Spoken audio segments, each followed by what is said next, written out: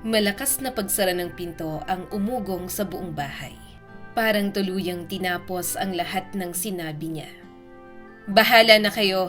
Hanggang dito na lang ako. Kung may oras ako, baka dumalaw ako balang araw. Malamig ang boses ni Rachel habang pinapalingalinga niya ang mga mukha ng kanyang asawa at mga anak. Saglit na may dumaan na emosyon sa kanyang mga mata. Parang alinlangan pero agading tumigas. Kaya niyo na yan nang wala ako. Good luck sa inyo. Hindi na siya lumingon.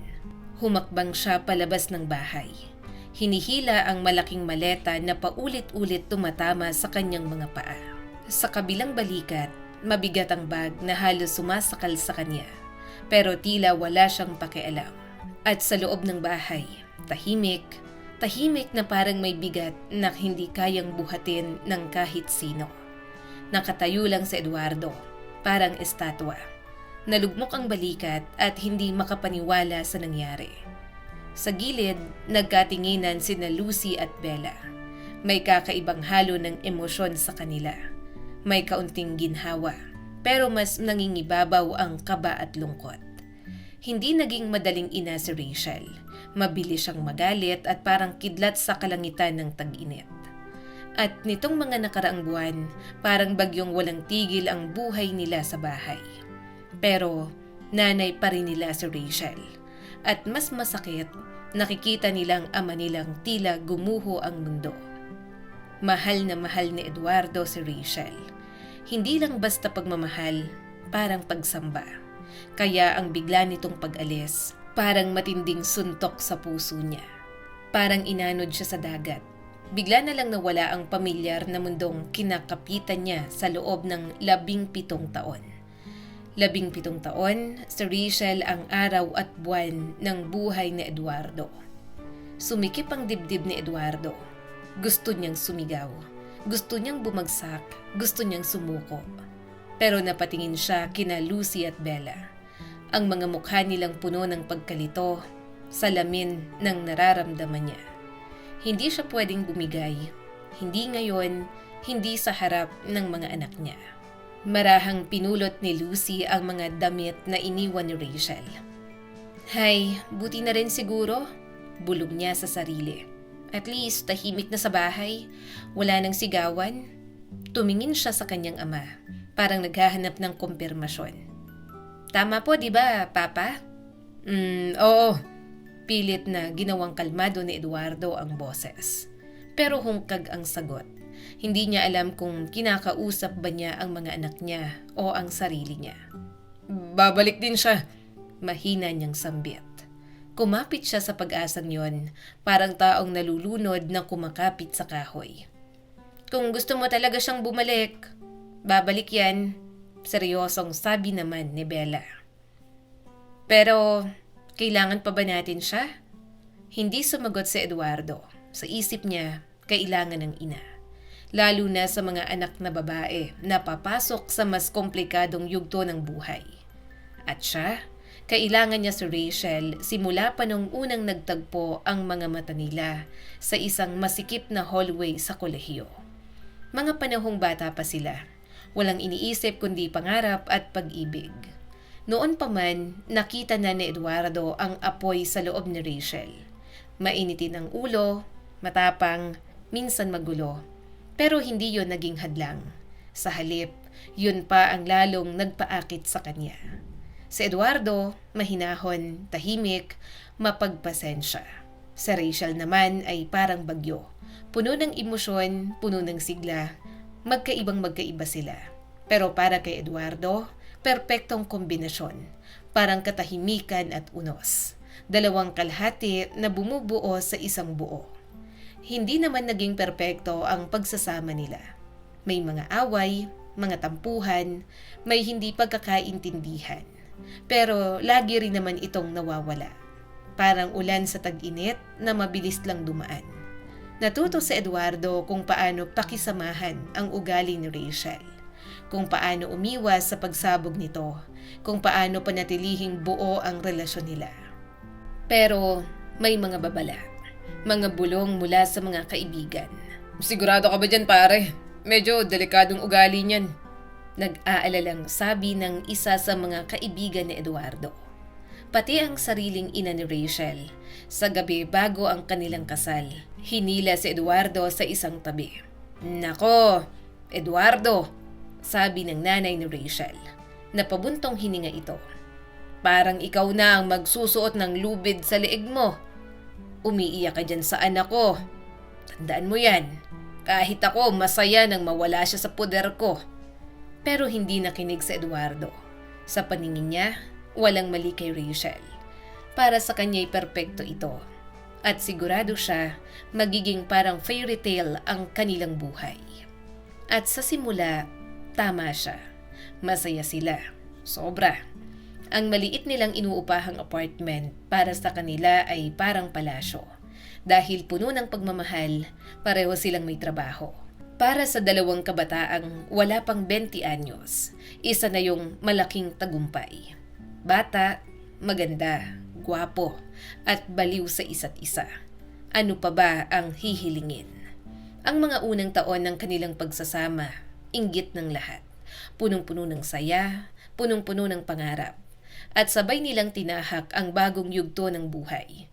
Magkahawak ang kamay, handang harapin ang mundo ng magkasama. Noong mga unang taon ng pagsasama nila, parang walang katapusan ng saya. Tuwing weekend, madalas silang umaalis. Nagha-hiking sa mga bundok malapit sa probinsya. Nagpipiknik kasama ang barkada. O kaya naman ay tahimik lang na nakahiga sa damuhan habang pinagmamasdan ang mga bituin sa langit. Mga simpleng sandali pero para sa kanila, yon ang tunay na kaligayahan. Oo, may mga pagkakataon ding nag-aaway sila. Pero kahit ang mga away na yon, may halong lambing.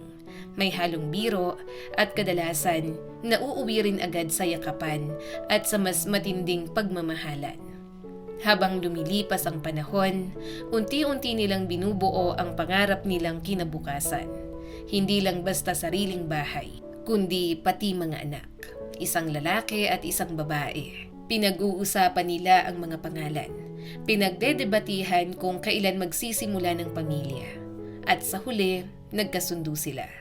5 taon muna, 5 taon ng saya, kalayaan, at pagiging magkasintahan kahit mag-asawa na. Pero may ibang plano ang tadhana. Dumating si Lucy, 3 taon pa lang mula nang ikasal sila. "Anak, ikaw ay isang himala." Masayang bulong ni Eduardo noon habang kargang sanggol. "Para kang maliit na bersyon ng mama mo at ikaw ang pinakamalaking ligaya ng papa mo. Para kang isinilang para maging masaya." Para kay Eduardo, hindi maipaliwanag ang saya. Ang maliit na sanggol sa kanyang mga kamay, isang hiwalay na nilalang pero malinaw na bahagi nilang dalawa. Magkaibang-magkaiba ang itsura nila ni Rachel. Si Rachel, maputi, may matingkad na mata at buhok na tila sinag ng araw. Sa Eduardo, kayumanggi, may maiinit na matang kulay tsokolate. At si Lucy, naman na ang buhok at mata ng kanyang ina. Pero ang hugis ng mukha kay Eduardo. Kapag binabanggit yon ni Eduardo, napapansin niya ang kakaibang reaksyon ni Rachel. "Oh, kita mo, sa'yo ang buhok at mata, pero sa akin ang mukha niya."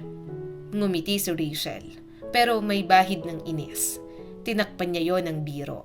"Sige na nga, yung susunod na anak natin, siguradong ikaw na ang kamukha." Pagod at may diin na sumagot si Rachel.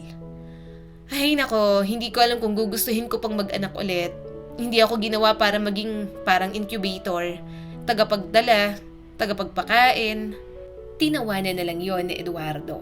Iniisip niyang pagod lang si Rachel. Bagong ina kaya natural lang. Palang araw, gugustuhin din itong magkaroon ulit ng anak. Pero hindi na umabot ng ilang taon. Halos 1 taon pa lang matapos ipanganak si Lucy, dumating si Bella. Isa na namang babae, hindi inaasahan, hindi planado. Nang malaman ni Rachel na siya'y buntis, hindi saya ang kanyang naramdaman, kundi pagod at bigat. "Hindi ko na kaya to," malamig na sabi ni Rachel. At halos hindi na siya nagdalawang isip. "Ipapaalis ko na lang to." Pero hindi pumayag si Eduardo. "O ano sinasabi mo? Galit at nanginginig ang kanyang boses. Baliw ka na ba? Anak natin yan. Nag-away sila ng matindi. May sigawan, may iyakan, may pagsusumamo. At sa huli, nagkaayos din sila. At ipinanganak si Bella, isang magandang batang babae. Pero may nagbago. May bahagi kay Rachel na tila unti-unting namatay. Hindi niya sinalubong sa Bella tulad ng ginawa niya kay Lucy. Oh, ayan na. Isa na namang babae, Eduardo. At ngayon, ikaw pang mas kamukha. Madilim ang buhok, malakas ang iyak, at biglang natawa si Eduardo. Pero may halong lambing. Grabe ka naman. Kailangan bang pati iyak sa akin mo pa ipasa? Tingnan mo nga nakasimangot siya. Parang ikaw. Ngunit biglang nag-iba ang tono ni Rachel. Tama na yan. Alagaan mo sila kung gusto mo. Irritableng sabi nito. Maghugas ka na ng pinggan. Pagod na ako. Hindi niya napapansin. Hindi lang siya ang pagod.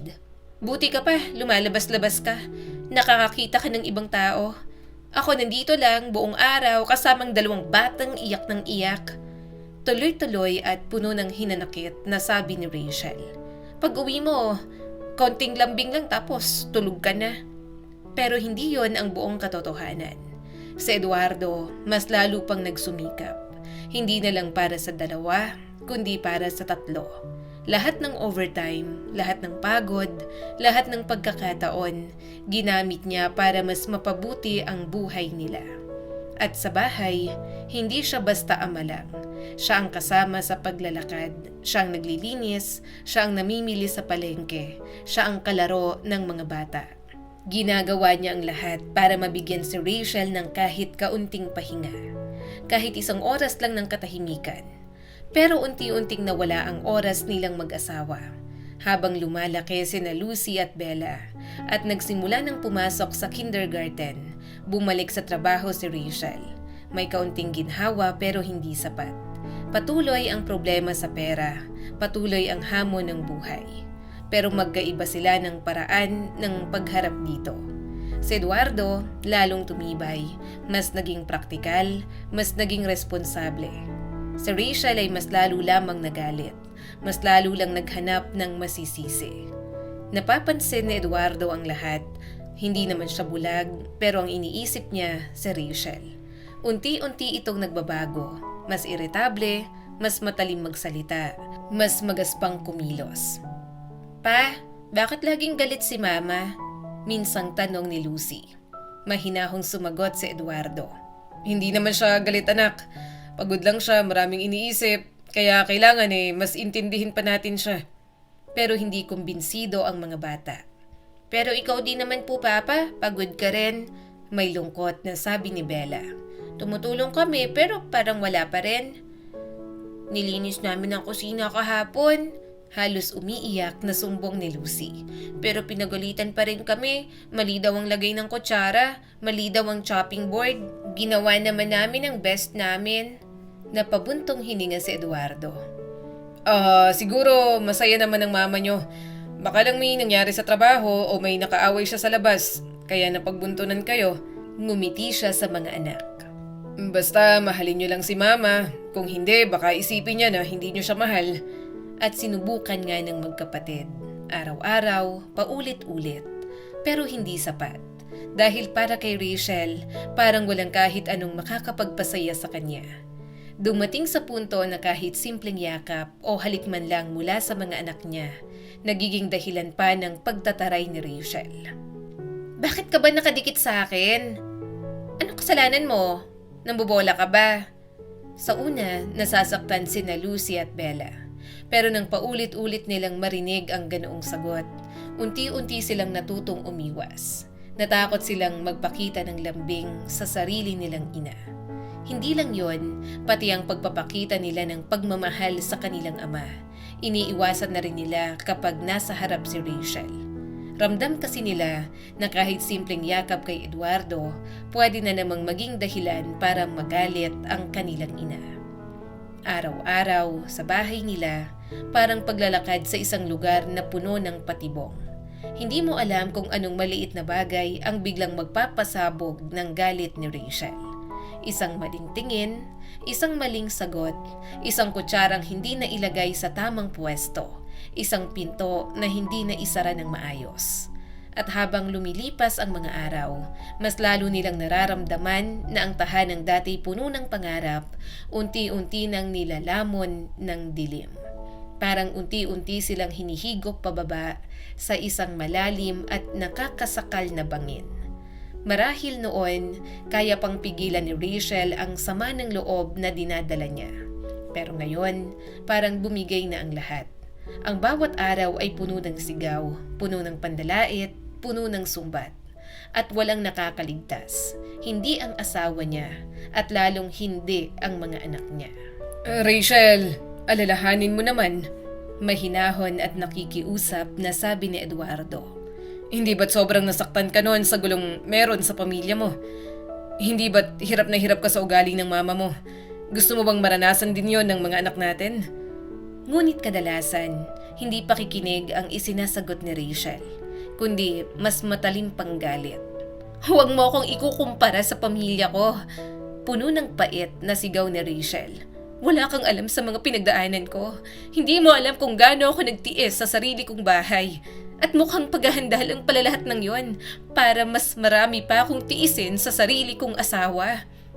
At pagkatapos nun, isusunod niya ang matutulis na salitang direkta para kay Eduardo.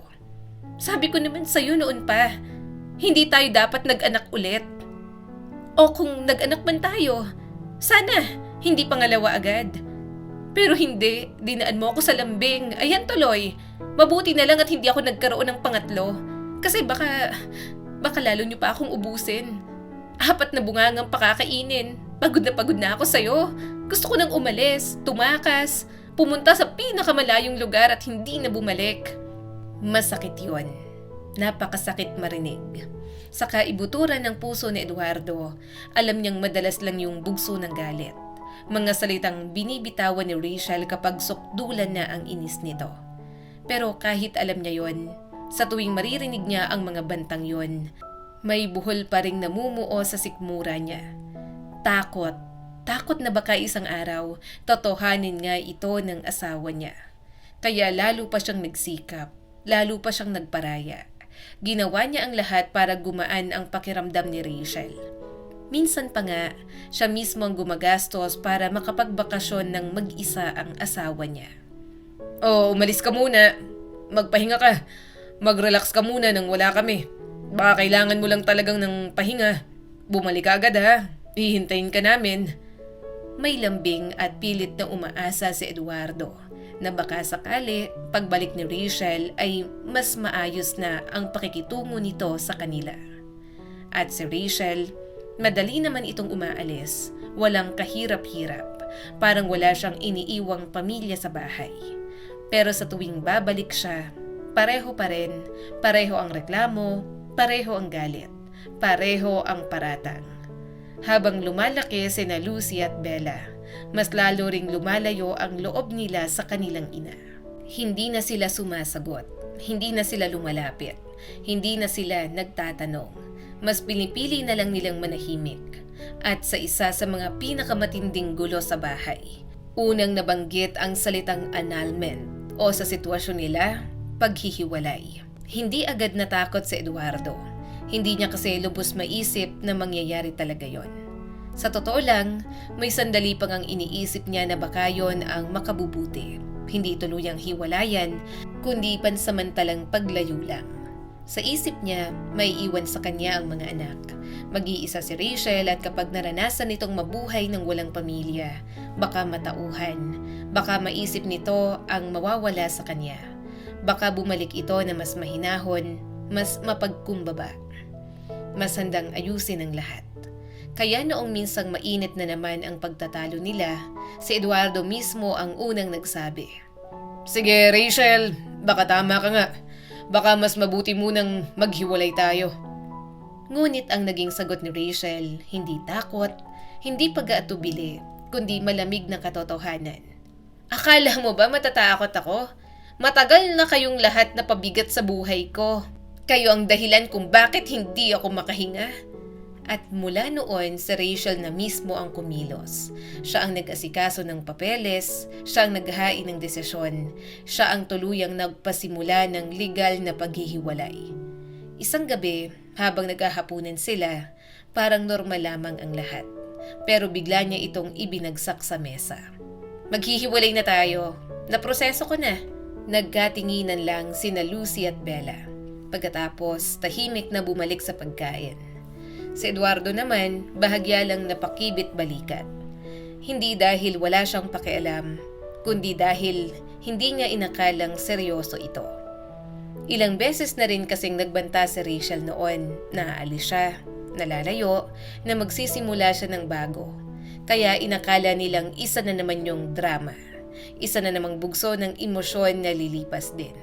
Pero sa pagkakataong ito, iba. Buo ang pasya ni Rachel at hindi nagtagal naging formal ang paghihiwalay. Hanggang sa huling sandali, kumapit pa rin si Eduardo sa pag-asang baka palabas lamang ang lahat. Baka may gusto lang patunayan si Rachel. Baka isang laro lang ito. Baka kapag natapos na ang mga papeles ay bigla rin itong magbabago. Kapag tapos na ang lahat, baka ma-realize niya na hindi na kami mag-asawa sa papel. Baka sakaling doon siya magbago. Baka gumaan ang loob niya.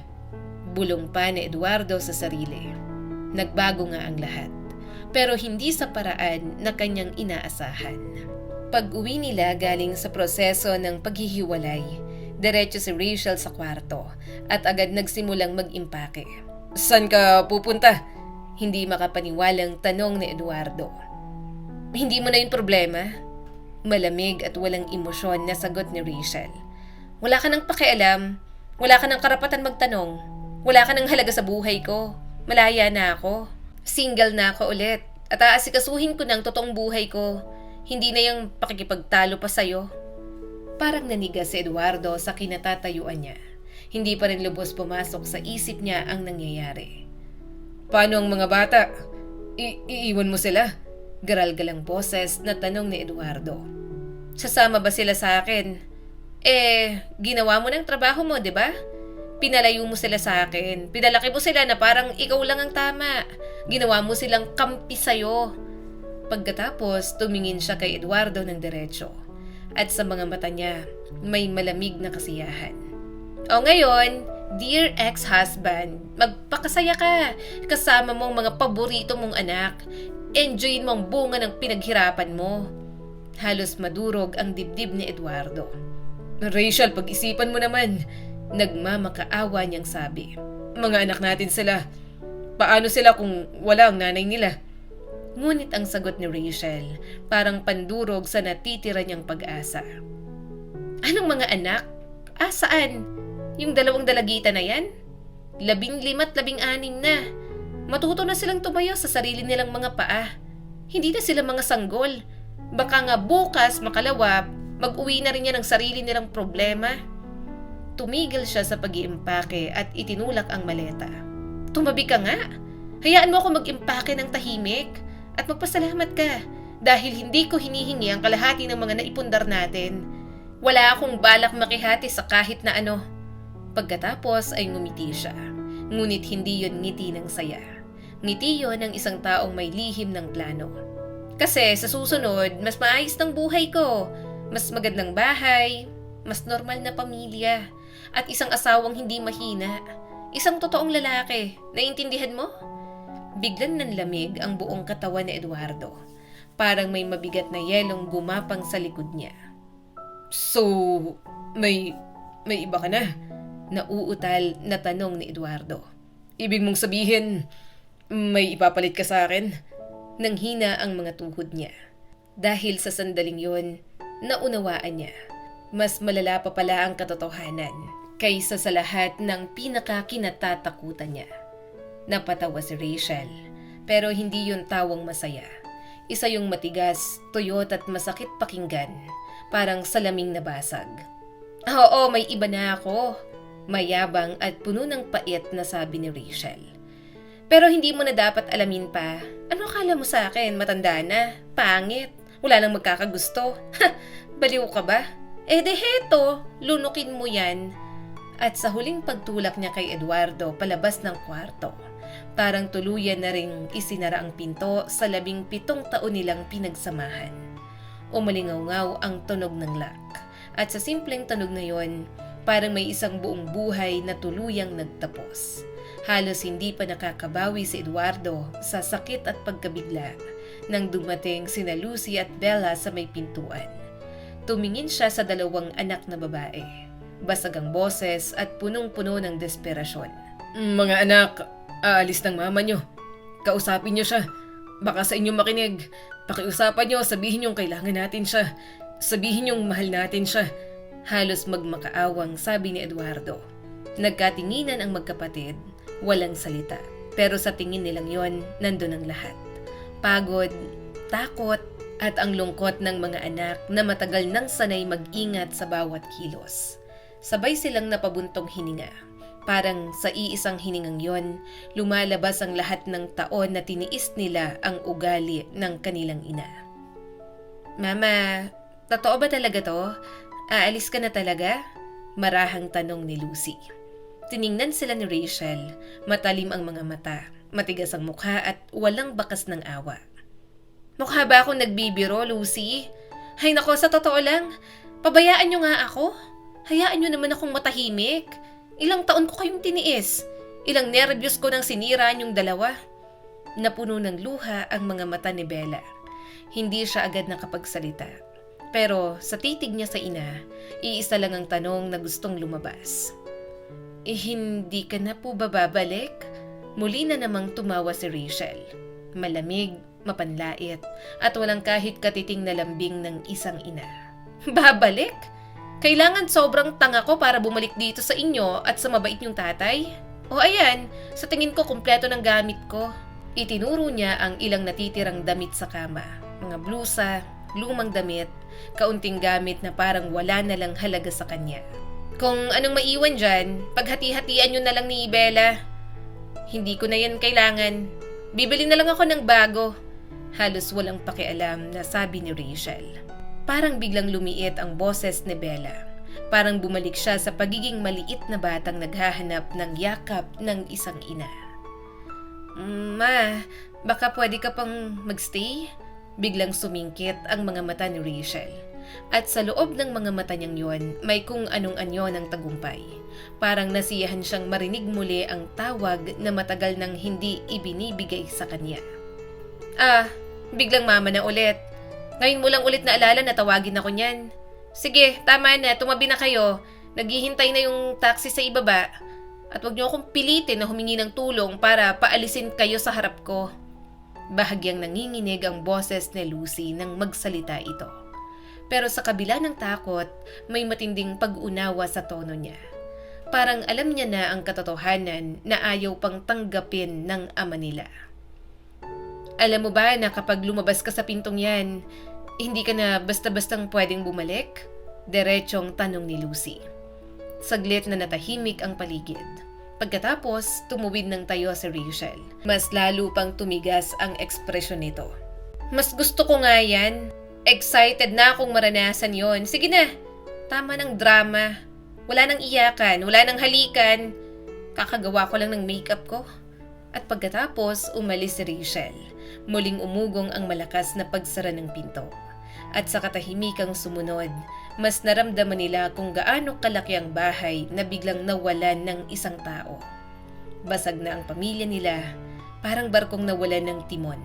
Walang direksyon, walang kasiguraduhan, walang ideya kung paano magsisimula ulit.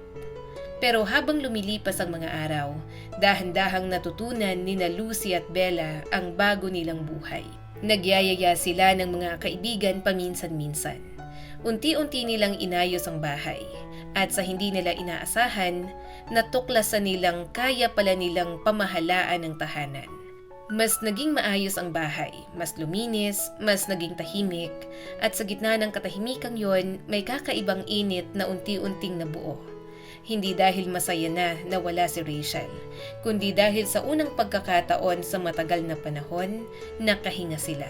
Sabay na silang nagluluto, natutong sumunod sa recipe na napapanood sa TV o nababasa sa online.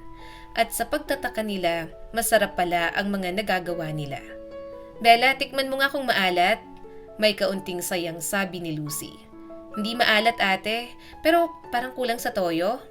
Sa simpleng mga tagpong yon, may bagong pakiramdam na umuusbong sa magkapatid.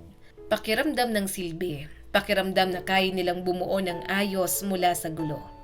Tuwing gabi, maingat nilang inaayos ang hapagkainan. Maayos ang plato, ang baso at ang mga kubyertos. Parang gusto nilang punan ng kaayusan ang puwang na iniwan ng kanilang ina. At higit sa lahat, ibinuhos nila ang lahat ng lakas at lambing nila sa kanilang ama. Dahil kitang-kita nila, tahimik man si Eduardo, pero alam nilang durog na durog ito. Madalas, natutulala na lang si Eduardo sa bakanting upuan sa hapag. Ang upuang dating inuupuan ni Rachel. At sa bawat tingin niya roon, parang may hindi pa rin siya matanggap. Mahal niya pa rin si Rachel sa kabila ng lahat. Sa kabila ng sakit, ng pangiiwan, kahihiyan, mahal pa rin niya. Parang taong naligaw sa dagat ng alaala si Eduardo. Paulit-ulit niyang binabalikan sa isip ang buhay nila. Parang manlalaro ng chess na paulit-ulit sinusuri ang larong natalo siya. San ba siya nagkamali? Sang bahagi nagsimulang masira ang lahat. May nagawa pa ba sana siya bago naging huli ang lahat? At kahit na halos wala nang natitira, may munting apoy pa rin ang pag-asa sa puso niya. Bawat gabi, nakikinig siya sa bawat tunog sa gusali, sa bawat yabag sa hagdan, sa bawat kaluskos sa labas, sa bawat pagtunog ng telepono. Rachel, umuwi ka na. Pero hindi siya bumalik. Naging multo na lang siya sa sulok ng mga alaala nila. Nandyan sa isip, nandyan sa sakit, pero wala sa totoong buhay. Sa sobrang pananabik at pangungulila, minsan pinupuntahan ni Eduardo ang lugar ng trabaho ni Rachel tuwing dapit hapon. Umaasang kahit saglit, masulyapan man lang ito. Makausap, mahabol, mapakiusapan. Pero wala, hindi niya ito nakita. Parang sadyang iniiwasan siya ng mundo. At sa sukdulan ng desperasyon, tinawagan pa niya ang dating biyanan. Umaasang baka ito man lang ay may alam kung nasaan si Rachel. Hindi ko na alam kung nasaan ang anak kong yan. Walang gana na sabi ng dating biyanan. At sa totoo lang, wala na akong pakialam. Kaya pala, iniwan na rin kayo. Mabuti nga. Sabi ko nga sa'yo noon, wala kang mapapala dyan kundi problema. Pumikit si Eduardo habang hawak ang cellphone. Pagod, bigo, pero may natitira pa rin kapit sa puso niya. Opo, tama kayo. Pero kahit nasaan man si Rachel, kahit sino pang kasama niya, akin pa rin siya. Mahinahong sabi ni Eduardo. Isa yung pabulong na deklarasyon na alam niyang walang saysay. Pero yun na lang ang kaya niyang panghawakan. At habang si Eduardo ay nalulunod sa sakit ng pag-asa, may isang pangyayaring hindi nila inaasahan. Isang kakaibang pagkakataon na magdadala ng panibagong sugat. Dahil sa isang hindi sinasadyang pagkakataon, magkakaroon ng personal na engkwentro sina Lucy at Bella at ang ina nilang si Rachel. Isang ordinaryong araw lang sana yon. Simpleng pagpunta sa palengke. Walang kakaiba, walang inaasahang sorpresa. Pero minsan, sa pinakasimpleng sandali, dumarating talaga ang mga tagpo na kayang muling bumiyak sa isang pusong pilit ng naghihilom. Paglabas ni na Lucy at Bella sa supermarket, bigla silang napahinto. Sa hindi kalayuan, nakita nila ang isang babaeng pamilyar na pamilyar sa kanila. Si Rachel, ang kanilang ina. Pero ibang-iba na ang itsura nito. Hindi na kagaya ng babaeng naaalala nila sa bahay na laging pagod, iritable at galit. Sa harap nila ngayon ay isang babaeng mukhang alagang-alaga ang sarili. Nakaayos ang buhok, maayos ang make-up at nakasuot ng mamahaling pantsuit na lalong nagbigay rito ng elegante at matapang na aura. Tila ba magaan ang bawat hakbang niya habang naglalakad papunta sa isang makinang na SUV na nakaparada sa gilid. Maitim ang salamin ng sasakyan. Hindi makita kung sino ang driver. Hindi rin nila alam kung napansin ba sila ni Rachel o sadyang pinili lang nitong huwag silang makita. Bahagyang bumuka ang bibig ni Bella. Halos kusa nang lalabas ang tawag. Mama. Pero mabilis siyang napigilan ni Lucy. Mahigpit nitong hinawakan ng braso ng kapatid. Mas mahigpit kaysa sa inaasahan ni Bella. Huwag. Pilit at pigil ang galit ni Lucy. Napatingin si Bella sa ate niya. Walang emosyon ang mukha ni Lucy. Pero sa mga mata nito, may aninong galit na matagal nang kinikimkim. Hayaan mo na siya. Hayaan nating mamuhay siya sa gusto niyang paraan. Saglit pang napatitig ang magkapatid sa papalayong anyo ng kanilang ina, hanggang sa makapasok ito sa SUV at tuluyang nawala sa kanilang paningin. Sasabihin ba natin kay Papa? Nalilito at nasasaktang tanong ni Bella. Napahigpit ang hawak ni Lucy sa grocery bag. Parang ayaw niyang may kahit anong manginig sa loob niya. Hindi, wala tayong sasabihin, mahigpit na sabi ni Lucy. Pero ilang segundo lang at tila binago rin niya ang isip niya. Hindi dahil gusto niyang protektahan ng ama niya, kundi dahil gusto niyang ipamukha rito ang isang masakit na katotohanan. O baka sabihin din natin, para tuluyan ng maintindihan ni Papa na wala na siyang dapat hintayin. Tumahimik si Bella habang si Lucy patuloy sa paglalabas ng pait na matagal nang nakatago sa dibdib niya. Yung lalaking kasama niya ngayon, iiwan din siya noon balang araw. Tingnan mo, pag nangyari yon, ano pang matitira sa kanya? Wala, at saka siya babalik sa atin, magmamakaawa. Mapait ang bawat salitang lumalabas sa bibig niya. Hindi yun basta hula, parang isang matinding paniniwala na matagal na niyang binuo sa isip niya. At alam mo kung ano ang pinakamasakit? Papatawarin pa rin siya ni Papa. Tingnan mo, hinding-hindi niya matitiis si Mama. Pagkatapos ay hinawakan niya ang sariling buhok. Tuwid na tuwid yon, gaya ng sa kanyang ina. At tila yon ang lalong nagpasiklab sa kanyang pagkainis. Alam mo ba kung anong pinakaiyoko sa itsura ko? Habang tumatagal, mas lalo akong nagiging kamukha niya. Magpapakulay ako ng mas light. Gusto ko rin magpakulot. Ayoko ng buhok niya. Tumingin lang si Bella sa ate niya. Hindi na siya sumagot dahil alam niya ang galit ni Lucy. At hindi lang sa kanilang ina, kundi pati sa sugat na iniwan nito sa buong pamilya nila. At nagpatuloy ang panahon, tulad ng dati, hindi ito tumitigil para sa mga taong nasaktan. Unti-unting nasanay ang magkapatid sa tahimik na ritmo ng bahay na wala ang kanilang ina. Hindi man yun perpekto, nakahanap sila ng kakaunting balanse. Isang marupok na katahimikan, pero katahimikan pa rin. Samantalang si Eduardo, hindi pa rin tunay na nakausad. Ang pangungulila niya kay Rachel ay parang aninong hindi humihiwalay sa kanya. Lalong humahaba sa tuwing sumasapit ang gabi, lalong bumibigat sa bawat bakanteng sandali. Sa edad na 39, tila isinara na niya ang pinto sa posibilidad ng panibagong pag-ibig. Parang sa isip niya, tapos na ang kabanatang yun ng kanyang buhay. Isang librong isinara at hindi na muling bubuksan. At yon ang nagsimulang ikabahala ng kanyang mga anak. Isang gabi, habang tahimik silang nag-aayos ng hapag pagkatapos kumain, nagsalita si Lucy. Alam mo, Bella, nakakatakot isipin ang future ni Papa. Napalingon si Bella. Bakit naman ate? Kapag nag-asawa na tayong dalawa, edi mag-isa na lang siya. Bahagyang napangiti si Bella at ginabig ng kaunti ang ate niya. Uy, at sino naman ang balak mong pakasalan? Nanunuksong tanong nito. Yung naghatid sa'yo nung isang araw? Namula ng bahagya si Lucy. Yung simpleng tanong parang biglang nagbukas ng isang bagay na gusto sana niyang itago. Biglang umiwas si Lucy. Nako, wala yun. Wala lang yun. Oh, sino nga? Natatawang tanong ni Bella. Namimilit pa ito. Wala nga. Tsaka, hindi pa naman tayo mag-aasawa agad. Ngunit pagkatapos ng maikling biruan, bumalik din sila sa mas seryosong usapan. Pero balang araw, mangyayari rin yon. sabi ni Bella. Hindi ko alam kung naghihintay pa rin siya kay Mama o ganito na lang talaga siya. Bahagyang tumango si Lucy.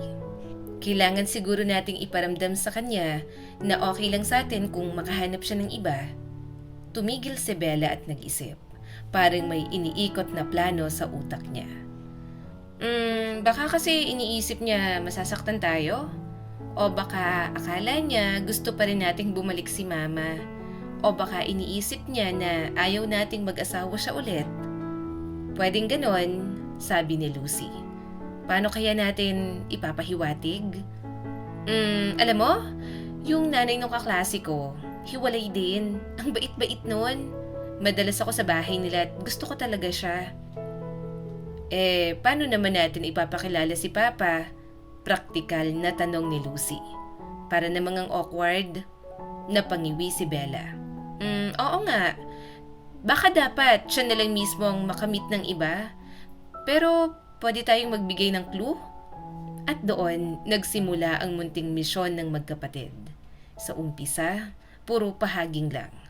Mga simpleng biro, mga pahapyaw na komento tungkol sa muling pag-aasawa. Mga kwento tungkol sa mga pamilyang nagkaroon ulit ng bagong simula. Kalaunan, mas naging diretso sila. Gusto nilang malaman ni Eduardo na hindi nila ipagkakait sa kanya ang kaligayahan. Na hindi sila masasaktan kung maghanap siya ng bagong kasama sa buhay. Na handa silang tanggapin yon. Sa tuwing naririnig yon ni Eduardo, napapangiti siya. Minsan ay natatawa pa ng mahina. Parang natutuwa sa concern ng mga anak niya. Pero sa likod ng ngiti na yon, may isang bagay na hindi kayang baguhin ng kahit sinong tao. At isang araw, nang sobra ng ikinukwento ni Bella ang tungkol sa mabait at masayahing nanay ng kaklase niya, sa wakas, nagsalita na rin si Eduardo. Hindi ganyan kadali, mga anak. Banayad pero tiyak na sabi nito. Napatahimik ang magkapatid. Ramdam nilang seryoso ang kanilang ama. Isa lang talaga ang babaeng mamahalin ko. Ganun talaga ako. Mahal ko pa rin ang mama ninyo. May malungkot na ngiti sa labi niya. Ngiting puno ng pag-amin. Pag-amin sa isang pag-ibig na ayaw pa ring mamatay. Sabihin na nating may dumating ang babae sa buhay ko. Magiging patas ba yon para sa kanya?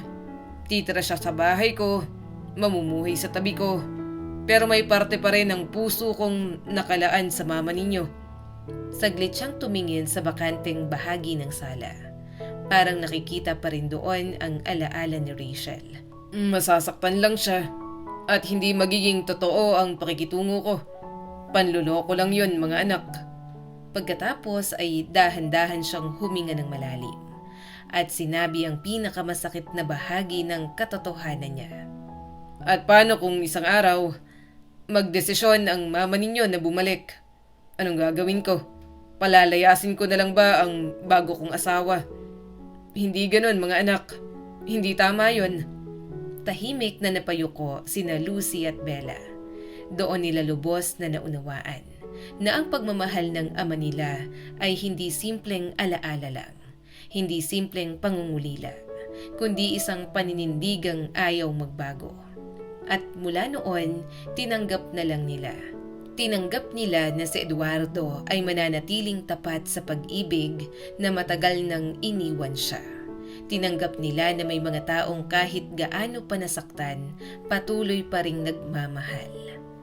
At habang hawak ng kanilang ama ang natitirang hibla ng kahapon, sina Lucy at Bella naman ay unti-unti nang humaharap sa sarili nilang bukas. Sarili nilang mga pangarap, sarili nilang landas, sarili nilang mga kwento. Lumipas ang mga taon, tahimik, mabagal, pero puno ng pagbabago. Una, nagtapos si Lucy ng high school at makalipas ang isang taon, sumunod si Bella. Pareho silang tumuntong sa kolehiyo, handang harapin ang sarili nilang mga pangarap. At sa paglipas ng panahon, mas lalo pang naging malayo ang pangalan ni Rachel sa kanilang buhay. Hindi na ito madalas banggitin, hindi na rin pinag-uusapan. Parang isang pahinang isinara at pilit ng kinakalimutan. At si Rachel hindi rin nagparamdam. Ni isang tawag, ni isang mensahe, ni isang simpleng kumusta. Wala siya sa mga importanteng sandali. Wala siya sa graduation, wala siya sa debut, wala siya sa mga panahon na kailangan siya ng mga anak niya. Hindi niya nakita ang mga tagumpay nila. Hindi niya naramdaman ang sakit nila. Hindi niya naranasan ang paglaki nila. 3 taon ang lumipas at isang araw may ibinalita si Lucy. Pa, engaged na po ako. Mababakas ang saya at kaba sa kanyang boses. Napangiti si Eduardo. Kilalang kilala niyang lalaki. Maayos, mabait, galing sa disenteng pamilya. Isang lalaking karapat-dapat sa anak niya. Pero sa gitna ng saya, may isang bagay na biglang sumagi sa isip niya. Isang bagay na matagal nang wala sa kanilang buhay. Anak, siguro imbitahin natin ang mama mo. Napatingin si Lucy sa ama niya. Hindi niya inaasahan ang mungkahing yon. Dahan-dahang nagsalita si Eduardo. Ang kasal, parang kulang kapag wala ang basbas ng nanay. Alam mo, kami ng mama mo, hindi namin naranasan yon. Hindi niya na tinuloy ang sasabihin. Pero ramdam ni Lucy ang sakit na nakatago sa bawat salita. Baka kaya ganito ang nangyari sa amin. Pwede mo ba siyang tawagan? Ang ideya ng pagtawag sa kanyang ina, parang isang malamig na hangin na dumampi sa puso ni Lucy. May halong kaba, sakit at pag-asa. Sa kabila ng lahat, may maliit pa ring bahagi ng puso niya na umaasa. Baka po nagbago na siya. Baka napagod na rin siya sa galit. Baka masaya na siya at baka sa wakas may natutunan na siya sa buhay. Bulong ng isip ni Lucy. At baka ang katahimikan niya ay hindi dahil sa kawalan ng pakialam, kundi dahil sa hiya. Dahil minsan, ang buhay ay kayang pababain kahit ang pinakamatataas na ego. Huminga ng malalim si Lucy at dahan-dahang dinayal ang numero na matagal nang nakabaon sa memorya niya. Pero sa puso niya, may lihim na hiling. Sana hindi na ito ang number niya. Sana may ibang sumagot, isang estranghero, para hindi ko na kailangan marinig ang boses niya. Pero hindi ganoon ang tadhana. Sa 3 ring pa lang, may sumagot. Hello? Malamig at walang emosyon na sagot ni Rachel. Napatigil si Lucy. Parang nakalimutan niya kung paano magsalita. Hello ma? Ako to si Lucy. Parang banyaga ang salitang ma sa kanyang bibig. Parang matagal na niyang hindi ginagamit. Hello, matagal-tagal na rin. Kamusta ka na? Kaswal na tanong ni Rachel. Walang saya, walang excitement, walang kahit simpleng lambing sa isang ina. Parang may kausap lang siyang estranghero. Napahigpit ang hawak ni Lucy sa cellphone. Nilunok niya ang bara sa kanyang lalamunan. Ayos lang po. Magpapakasal na ako, kaya tumatawag ako para imbitahan ka. Gusto namin na nandun ka. 2 p.m. ang ceremony. Tahimik, saglit na katahimikan ang bumalot sa linya. At pagkatapos, sumagot si Rachel. Sige, salamat sa pagtawag, salamat sa imbitasyon. Walang congratulations, walang I'm proud of you, walang I'll be there. At bigla, pinatay ang tawag. Parang eksaktong kapareho ng nangyari noon. Biglaan, malamig at walang closure. Dahan-dahang ibinaba ni Lucy ang cellphone. Yun na yun? Wala man lang pagbate? Wala man lang kahit konting saya? Hindi nga siguro siya pupunta. Bakit ba ako umasa? Umaasa ba talaga ako ng himala? Tuloy-tuloy na sabi ni Lucy sa kanyang isip. Pero kahit ganon, may maliit na bahagi ng puso niya na hindi pa rin sumusuko. Sa araw ng kasal, hindi niya mapigilan ang sarili niyang tumingin sa pintuan paminsan-minsan. Umaasa siya at kasabay nito, natatakot. Umaasa siyang darating ang ina niya, pero natatakot din siya sa posibilidad na makita ito bilang isang estranghero. At sa Eduardo, mas lalo pang kumapit sa pag-asang yon. Hindi palalagpasin ni Rachel ang kasal ng anak niya. Darating siya. Kailangan niyang dumating. Bulong ni Eduardo sa isip. Paulit-ulit niya yung sinasabi sa sarili niya. Parang isang panalangin. Parang isang depensa laban sa sakit ng mga taong lumipas. Sa bawat bisita na pumapasok sa venue, napapatingin siya sa pintuan. Umaasang susunod na bukas nito, makikita niya si Rachel. Napapansin yon ng mga bisita. Ang katahimikan sa likod ng ngiti ni Eduardo. Ang pag-asa sa likod ng kanyang mga mata. Nagkatinginan ang ilan sa kanila. May awa, may pag-unawa. Dahil sa gitna ng masasayang selebrasyon, may isang tanong na hindi masagot. Darating ba si Rachel? O tuluyan na siyang naging bahagi ng nakaraan na hindi na kailanman babalik? Sa araw ng kasal ni Lucy, punong-puno ng saya ang paligid. May tawanan, may musika, at puno ng kaligayahan. Pero sa gitna ng selebrasyon, may isang pusong nanginginig. Si Eduardo. Halos mabasag ang boses niya habang nagbibigay ng mensahe. Anak, napakabilis ng panahon. Parang kailan lang, kinakarga pa kita. Halos mapaiyak siya. Pilit niyang pinipigilan ang luhang gustong kumawala. Sabi ng iba, normal lang daw. Natural lang na malungkot ang ama kapag ikinakasal ng anak. At totoo yun. Masakit para kay Eduardo na makita si Lucy na magsisimula na ng sarili niyang buhay. Pero hindi lang yon ang dahilan. May mas malalim pa. Mas masakit. Isang pag-asang hindi pa rin namamatay na baka kahit sandali ay masulyapan niya si Rachel.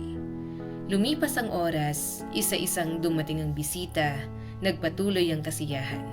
Pero ang pintuan ay nanatiling walang laman. Hindi dumating si Rachel, hindi tumawag, walang kahit na anong palatandaan. At nang matapos ang gabi, nang makaalis na ang lahat ng bisita, at tuluyan ng tumahimik ang bahay, may ginawa si Eduardo na matagal niya nang pinipigilan. Umiyak siya. Hindi tahimik na pagluha, kundi iyak na walang kontrol. Iyak na puno ng sakit, pangungulila at pagkawasak. At sa pagkakataon na yon, hindi niya na itinago ang nararamdaman niya kay Bella. Habang pinapanood siya ng anak niya, may biglang sumiklab na galit sa puso ni Bella. Kung sinabi lang sana namin kay Papa, kung sinabi namin na ganun lang siya kawalang pakialam, hindi sana siya umasa, hindi sana siya nasaktan ng ganito. Bulong ni Bella sa sarili. Napatingin siya sa alaala ng buong araw. Kung paano tumingin si Eduardo sa pintuan, kung paano siya umasa sa bawat bukas nito. At bigla niyang naisip. Baka napansin pa niyang ibang babae. Yung pinsan ng groom, mabait yon, may lambing sa mata. Bakit hindi man lang niya kinausap? Napabuntong hininga si Bella. Paano na lang si Papa? Malapit na rin ako mag-asawa. Paano ko siya iiwan mag-isa? Kasama lang ang alaala ng nakaraan. At lumipas pa ang isang taon. Ngayon naman, si Bella na ang magpapakasal. At muli, iminungkahi ni Eduardo ang isang bagay. Anak, siguro, imbitahan mo ang mama mo. Pero mabilis ang sagot ni Bella. Matigas at sigurado. Hindi, Papa. Hindi na. May pait ang ngiti niya. Tinawagan na siya ni ate.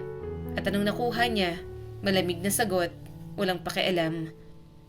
Hindi ko gagawin sa sarili ko yun, Papa. At kung pumunta man siya, sigurado ako magdadala lang siya ng gulo.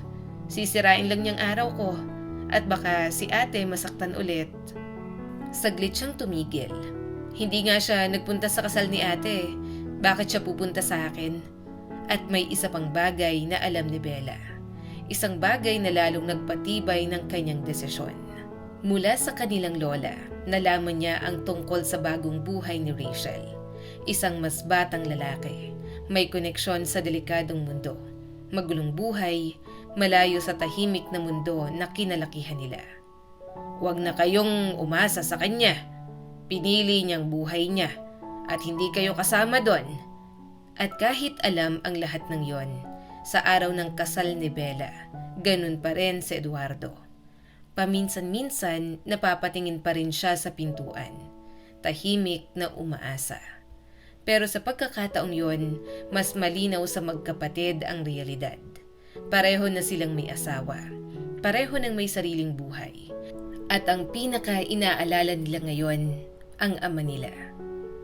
Pa, matagal na yon, deserve mo rin ang maging masaya. Puno ng pag-aalala na sabi ni Bella.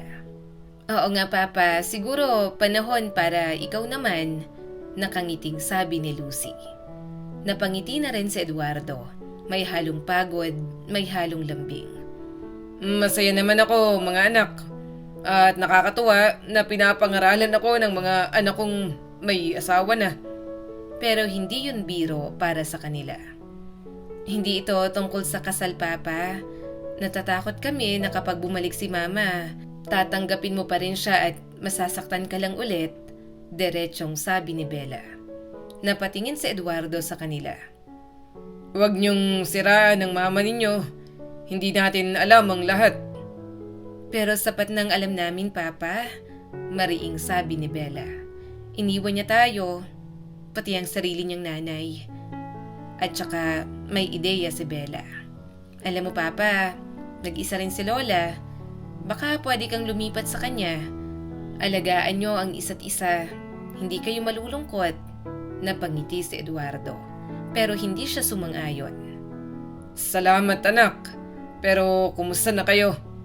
May balita na ba ako na magiging lolo na? At doon niya iniba ang usapan, gaya ng lagi niyang ginagawa. Lumipas pa ang 1 taon, masaya ang buhay ng magkapatid sa kani-kanilang pamilya. Hindi pa sila nagmamadaling magkaanak, pero handa sila balang araw. At si Rachel tahimik pa rin, parang tuluyan ang nawala sa mundo nila. At si Eduardo, parang sa wakas, natuto ng mamuhay kasama ang sarili niya. Tahimik, mag-isa, pero hindi na naghahanap ng pagbabago. Hanggang sa isang hapon, isang tawag ang dumating. At sa boses ni Eduardo, may kakaibang init. May kakaibang saya. Mga anak, mag-free kayo sa weekend. May papakilala ako sa inyo. Isang taong espesyal. Magandang pakiramdam ko dito. Puno ng excitement na sabi ng kanilang ama. Nagkatinginan sina Lucy at Bella kahit magkalayo. Ramdam nila ang parehong emosyon. Isang babae? Sa wakas, mukhang handa na si Eduardo na magbukas ng bagong kabanata. At nang makilala nila si Sophie, napatunayan ang hinala nila. Isang babaeng may maamong mukha, may mababait na mata, may ngiting nagbibigay ng ginhawa. Tahimik ang lakas niya, simple ang presensya niya, at higit sa lahat, malayo siya sa magulong enerhiya ni Rachel. Sa unang pagkakataon, matapos ang napakaraming taon, may liwanag na muling sumilip sa buhay ni Eduardo. Nang makilala nina Lucy at Bella si Sophie, hindi nila napigilang makaramdam ng ginhawa. Parang okay siya? Mahinang sabi ni Bella. Pero si Lucy may bahagyang pagdududa. Parang masyadong perfect? At sa totoo lang, halos wala silang makitang mali. Maayos ang trabaho ni Sophie. Matatag ang buhay, may sariling ipon. Matagal na rin itong hiwalay sa dating asawa. Mag-isa niyang pinalaki ang anak niya. At ngayon, ang anak na yon ay may sarili ng buhay sa ibang lungsod. May sarili rin siyang maayos na kondo sa isang magandang lugar. At sa huli, napangiti na rin si Lucy. Sa tingin ko, pwede na tayong huminga. Nasa mabuting kamay na si Papa. Unti-unti, nagsimulang bumuo ng bagong buhay sina Eduardo at Sophie. At sa bawat araw, mas lalong nagiging malinaw. Ibang klase ang kapayapaang dala ni Sophie. Hindi ko alam na ganito pala ang pakiramdam ng buhay. Masayang sabi ni Eduardo. Ang payapa. Kung sana lang, mas maaga kaming nagkakilala. Regalo si Sophie. Simpleng kaligayahan, paglalakad sa parke, panonood ng sine, tahimik na gabi na magkatabi lang, at muling nabuhay ang salitang pamilya. Madalas na ang salo-salo kasama sina Lucy at Bella, at pati na rin ang kanilang mga asawa. Hanggang sa minsan, sumasama na rin ang anak ni Sophie at ang girlfriend nito. Unti-unti, nabuo ang isang bagong pamilya. Mas tahimik, mas maayos, mas buo. Pero isang gabi, nagbago ang lahat. Habang nanonood ng TV sina Eduardo at Sophie, biglang tumunog ang doorbell. Dito ka lang, mahal, sabi ni Eduardo. Baka kapitbahay lang yan. Tumayo si Eduardo at lumapit sa pinto. Ilang segundo lang ang lumipas. Nanlaki ang mata ni Sophie. Eduardo? Tumakbo siya papunta sa pintuan at ang nakita niya, ang lalaking mahal niya. Nakaupo sa sahig, hawak ang dibdib at nahihirapang huminga. At sa harap niya, may isang babae, isang estranghera. Eduardo! Sino ka? Anong ginawa mo sa kanya? Sigaw ni Sophie. Pero hindi sumagot ang babae. Bigla itong tumalikod at tumakbo palayo. At doon nila nalaman na ang babaeng yon ay si Rachel. Para kay Eduardo, maraming taon niya nang dala ang alaala ng babaeng yon. At ang bigla ang pagbabalik nito ay parang isang suntok na hindi niya kinaya. Inatake siya sa puso. Malubha. Agad na dumating ang ambulansya. Dinala sa ospital si Eduardo. Sumunod ang mga tawag, sigawan, takot. Parang isang bangungot para kay Sophie. Dumating sina Lucy at Bella. Halos sabay. Pero hindi sila pinapasok. Malubha daw ang kondisyon ni Eduardo. Walang malay, pero buhay. Kaya umuwi na lang silang tatlo. Pagod, wasak at walang masabi. At pagdating nila sa building, may isang aninong naghihintay sa dilim. Si Rachel. Bumalik siya, hindi malinaw kung bakit. Konsensya, kuryosidad, o dahil wala nang ibang mapuntahan. At nang makita sila, pilit siyang ngumiti. Mga anak ko, ang gaganda ninyo, miss na miss ko kayo, biglang lambing ni Rachel. Ibinaling niya ang tingin kay Sophie. Anong nangyari sa tatay ninyo? Natakot ako. At sino siya? Hindi na nakapagpigil si Lucy. Anong gusto mo? Bakit ka nandito? Tinitigan nila si Rachel. At ngayon, kitang-kita na ang pagbabago. Wala na ang dating ganda. Wala na ang dating tikas. Ang naiwan ay isang babaeng pagod at wasak. Ngunit hindi yun sapat para maibsan ang galit nila. Anong ibig mong sabihin? Nagmamaang-maangan na sabi ni Rachel. Bakit ako nandito? Pumunta ako para makita kayo. At si Eduardo. Ngayon pa? Matalim na tanong ni Bella. Medyo late ka na para sa pagbisita, di ba? Napapikit si Bella at hindi na napigilan. Halos papatay mo siya. Napuno ng luha ang mata ni Rachel. Umiyak ito at nagmakaawa. Kung alam niyo lang, kung ano ang pinagdaanan ko, papapasukin niyo ba ako? Ikikwento ko. Pero hindi sa harap niya. Tumingin siya kay Sophie, na tila minamaliit pa rin niya. Asawa siya ni Papa, matatag na sabi ni Lucy. At wala kaming tinatago sa kanya. Kung magsasalita ka, dito ka magsalita, o umalis ka. Hindi pa man sila legal na kasal, pero malinaw, si Sophie na ang kasama ni Eduardo. Umupo si Rachel at huminga ng malalim. Ang totoo, wala na akong mapuntahan. Natahimik silang lahat. Yung lalaking ipinagpalit ko sa inyo, hindi ko naman pinakasalan at nakulong siya. Napayuko si Rachel. Kinuha ang apartment. Nawalan ako ng tirahan. May ipon ako dati, mga alahas. Pero naubos na. Nanginginig ang boses niya. Pero nagpatuloy pa rin siya sa kwento. Nagtrabaho ako. Nangupahan pero nawala rin. Nawalan ako ng trabaho. Nakiusap ako sa mga kaibigan pero hanggang kailan? Pumunta ako sa nanay ko. Pero wala na siya sa sarili. Hindi niya na ako kilala. Natatakot ako sa kanya. At sa huli, inamin niya rin ang totoo. Kaya bumalik ako kay Eduardo. Baka patuloyin niya ako kahit sandali. Hanggang makabangon ako ulit. Biglang tumayo si Bella. Halos sumabog siya sa galit. Ang kapal ng mukha mo. Tinapakan mo siya. Iniwan mo siya. Pinahamak mo si Papa. At ngayon babalik ka para humingi ng tulong? Sumunod si Lucy. Nanginginig rin siya sa galit. Halos 7 taon kang nawala. Kahit isang tawag, wala. At ngayon gusto mong tanggapin ka namin? Lumayas ka? Walang may gusto sa'yo dito? Sabay silang sumigaw. Umalis ka! Ngunit ngumisi si Rachel. Ay wow! Grabe! Ipinagtatanggol ninyo ang kabit kaysa sarili ninyong ina? At sa sandaling yon, lalong nagliyab ang sugat na matagal nang hindi naghihilom. Tumindig si Bella, matigas ang tingin, walang kahit kaunting pag-aatubili. Asawa siya ni Papa, at ikaw wala kang lugar dito.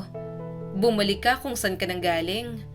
Saglit na natahimik si Rachel, at parang unti-unting nawala ang maskara ng pagiging kawawa. Napawi ang luha, napawi ang pagmamakaawa. Ang naiwan ay ang dati niyang anyo, matigas, mapagmataas at mapanganib. Sige, matalim na sabi nito. Aalis ako, pero hihintayin ko si Eduardo. Siyang magdedesisyon kung sinong asawa niya at kung sinong dapat umalis. Lumapit siya ng kaunti, may yabang sa bawat salita. Mahal niya ako buong buhay niya at mahal pa rin niya ako. Hindi niya ako itataboy. Tingnan ninyo. Biglang nagdiyab ang mata ni Lucy. Subukan mo lang lumapit ulit sa kanya. Sisirain kita. Ngumisi si Rachel. Tingnan natin kung sino ang sisira kanino. At tuluyan siyang umalis. Doon lang nila napansin si Sophie. Namumutla, nanginginig at halos hindi makapagsalita. Siguro mas mabuting umuwi muna ako. Hintay na lang natin si Eduardo. Siya na ang magdedesisyon, mahinahong sabi nito. Pero agad na sumagot si Bella. Hindi ka alis. Kapag bumalik ang ahas na yon, hindi na natin siya mapapaalis. Dito ka lang, hintay natin si Papa. Tumango si Lucy. Mahal ka ni Papa. Gusto ka niya dito. Babalik din sa ayos ang lahat. At kinabukasan, maaga silang pumunta sa ospital. Pero pagdating pa lang sa reception, narinig na nila ang kaguluhan. Asawa niya ako! Sigaw ni Rachel. Wala kayong karapatang pigilan ako. Peke ang annulment na yon. Kapag nakita niya ako, gagaling siya. Nagkatinginan ang mga tao sa paligid. At may ahas doon sa bahay niya. At tinutulungan pa ng mga anak niya. Hysterical na si Rachel. Hindi na siya mapakalma, kaya tinawag ng ospital ang pulis. Mas mabilis silang dumating at doon nalaman na matagal na palang hinahanap si Rachel. Habang dinadala siya palabas, nakita niya sina Lucy at Bella. Salamat ha, Lucy! Salamat, Bella! Ipinakulong niyong sarili niyong ina. Babalik ako. Pagsisisihan niyo to. Pero hindi na nila pinakinggan. Sa wakas, pinayagan na silang makita si Eduardo. Papa, kumusta ka? Mahinahong tanong ni Lucy. Dahan-dahang lumingon si Eduardo mula sa bintana. May bahagyang ngiti sa kanyang mga labi. Mga anak ko, ang saya ko na nandito kayo. Mas maayos na ako ngayon. Parang makakalabas na ako agad. Tumingin siya sa paligid. Parang may hinahanap. Nasaan si Sophie? Hindi ba siya pumunta? Darating po siya mamaya, Papa. May inaayos lang sa trabaho, nakangiting sabi ni Lucy. Hinawakan niya ang kamay ng ama. Natakot kami, napakunot ang noo ni Eduardo. Ako rin, parang may nangyari. Bigla na lang nagising ako dito. Akala ko aksidente. Tumigil siya. Alam nyo, habang wala ako sa sarili, parang nakita ko si Rachel. Nagkatinginan ang magkapatid. Panaginip lang po siguro yun, Papa. Napaisip si Eduardo. Hindi ko alam, parang totoo. Pero alam niyo kung ano ang kakaiba? Tumingin siya sa mga anak. Tahimik at sigurado. Wala akong naramdaman. Walang saya, walang galit, walang lungkot. Napangiti siya. Sa unang pagkakataon, isang totoong ngiti. Sa tingin ko, naiintindihan ko na. Hindi ko na siya kailangan. Napahawak si Bella sa kamay ng ama. Salamat naman po, Papa. Sa wakas, tumango si Eduardo. Hindi ko siya matatanggap kahit bumalik pa siya. Napaluha si Lucy, pero hindi sa lungkot, kundi sa ginhawa. Alam ninyo, hindi ko siguro siya minahal. Kundi ang alaala niya, yung batang Rachel. Masigla, magulo pero totoo. Napabuntong hininga si Eduardo. Yung naging Rachel, iba na. At wala na yung minahal ko. Saglit siyang tumingin sa kisame. At dahil kay Sophie, nakita ko na pwedeng ibang relasyon. Pwedeng maayos, may respeto, may pag-intindi. At totoong gustong pasayahin ang isa't isa. Naintindihan po namin, Papa, at sobrang saya namin para sa'yo. May luha na sa mga mata si Lucy. Napangiti si Eduardo. Siguro hindi nyo dapat sinabi yon. Nanay nyo pa rin siya. Nanay ba talaga siya, Papa? Naramdaman ba namin yon? May lungkot na tanong ni Bella. Pero at least, alam na namin kung paano hindi dapat maging asawa, sabi pa ni Lucy. Napatawa sila. Mahina pero totoo. At sa sandaling yon, pumasok si Sophie. Punong-puno ng pag-aalala ang mga mata niya. Pero higit doon, may pagmamahal. Sige, Papa, magpahinga ka na muna. Tita Sophie, ikaw nang bahala sa pinakamamahal naming Papa. Pagaling ka, Papa. Marami pang magagandang mangyayari. Simula pa lang to. Dugtong pa ni Bella. Habang palabas ng ospital ang magkapatid, may kakaibang kapayapaan silang naramdaman. Sa wakas, lahat ay nakahanap na ng kanya-kanyang kaligayahan. Lahat maliban kay Rachel. At marahil hindi yun aksidente. Dahil sa buhay, ang itinanim mo, ang siya rin aanihin mo. At habang bumabalik sina Lucy at Bella sa kani-kanilang pamilya, may dala silang tahimik na paninindigan. Napoprotektahan nila ang kaligayahang pinaghirapan nilang buuin. Lumipas pa ang mga taon at tuluyan ang naghilom ang mga sugat na minsang halos sumira sa kanilang pamilya. Sa Eduardo, hindi na muling bumalik sa nakaraan. Hindi na siya lumingon sa alaala ni Rachel. Sa piling ni Sophie, natagpuan niya ang kapayapaang matagal nang hinahanap. Hindi na yun apoy na mabilis magliyab at mabilis ding mamatay, kundi isang tahimik na init na marahang nagbibigay liwanag sa araw-araw. Sina Lucy at Bella, mas naging matatag, mas naging maingat sa pag-ibig, mas naging buo bilang mga babae. Natutunan nilang hindi lahat ng pagmamahal ay tama, at hindi lahat ng pamilya ay dapat panatilihin kung ito'y nakakasakit na. Sa sarili nilang mga tahanan, pinili nilang ibigay ang pagmamahal na hindi nila natanggap noon. At si Rachel nanatiling isang alaala, isang aral, isang paalala na ang mga desisyon natin ay may kapalit. Walang nakakaalam kung saan siya tuluyang napunta, pero isang bagay ang tiyak. Hindi na siya bahagi ng buhay na kanilang piniling buuin. Ang kwentong ito ay nagpapaalala sa atin. Hindi lang ito tungkol sa isang pamilyang nagkahiwalay. Ito ay kwento ng pagpili. Pagpili kung sino ang mamahalin, pagpili kung sino ang pahahalagahan, at higit sa lahat, pagpili kung kailan ka dapat bumitaw. Lagi nating tandaan, hindi sapat ang pagmamahal kung walang respeto. Mahal ni Eduardo si Rachel, ngunit sa paglipas ng panahon, natutunan niya na ang pagmamahal na walang respeto ay unti-unting sumisira sa sarili. Ikalawa, hindi lahat ng magulang ay karapat-dapat sa pagpapatawad. Hindi dahil nanay o tatay sila, ay may karapatan silang manakit.